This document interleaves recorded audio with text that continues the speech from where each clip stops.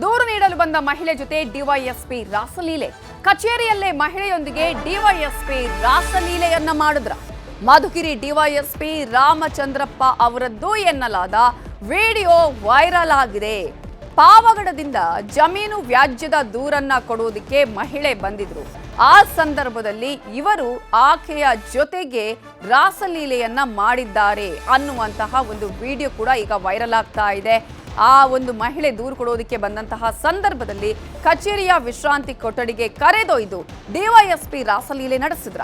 ಕಿಟಕಿ ಮೂಲಕ ಶೂಟ್ ಆಗಿರುವಂತಹ ವಿಡಿಯೋ ಈಗ ಫುಲ್ ವೈರಲ್ ಆಗಿದೆ.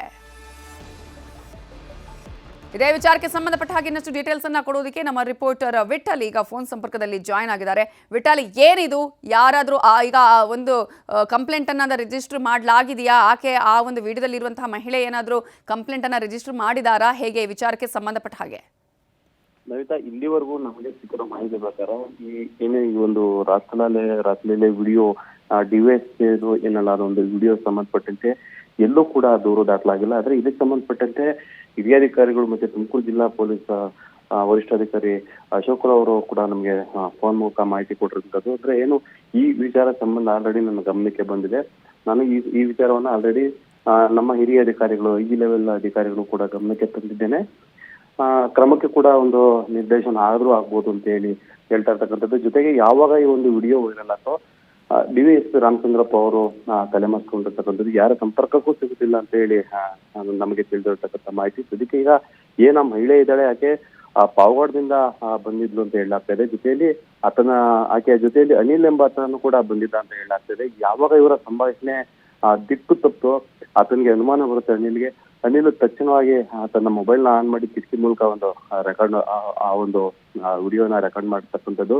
ಈಗಾಗಲೇ ಕೂಡ ಸಾಮಾಜಿಕ ಜಾಲತಾಣ ಆಗಿರ್ಬೋದು ಎಲ್ಲರ ಕೈಲೂ ಒಂದು ವಿಡಿಯೋ ಹೋಗ್ತಾ ಇರ್ತಕ್ಕಂಥದ್ದು. ಇದಕ್ಕೆ ಈಗ ತುಮಕೂರು ಜಿಲ್ಲೆ, ಅದರಲ್ಲೂ ಕೂಡ ಹೋಮ್ ಮಿನಿಸ್ಟರ್ ಕ್ಷೇತ್ರ ಆಗಿರೋದ್ರಿಂದ ಸಾಕಷ್ಟು ಪೊಲೀಸ್ ಇಲಾಖೆನೇ ಮುಜುಗರಕ್ಕೆ ಒಳಪಡುವಂತಹ ಪರಿಸ್ಥಿತಿ ನಿರ್ಮಾಣ ಆಗಿದೆ. Okay, thank you Vittal ಡೀಟೇಲ್ಸ್ಗೆ.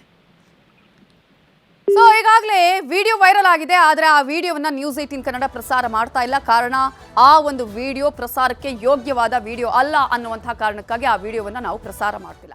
ಕನ್ನಡಿಗರ ನೆಚ್ಚಿನ ನ್ಯೂಸ್ 18 ಕನ್ನಡ ಈಗ ವಾಟ್ಸ್ಆಪ್ನಲ್ಲೂ ಲಭ್ಯ. ಕರ್ನಾಟಕ, ದೇಶ ವಿದೇಶಗಳ 360 ಡಿಗ್ರಿ ಸುದ್ದಿಯ ವಿವರಗಳನ್ನ ನಿಮ್ಮ ಕೈ ಬೆಳುಗಳಲ್ಲೇ ಪಡಿಲಿಕ್ಕೆ ಈ QR ಕೋಡ್ ಅನ್ನ ಸ್ಕ್ಯಾನ್ ಮಾಡಿ, ನಮ್ಮ ಚಾನಲ್ ಫಾಲೋ ಮಾಡಿ, ನೋಟಿಫಿಕೇಶನ್ ಆನ್ ಮಾಡಿ.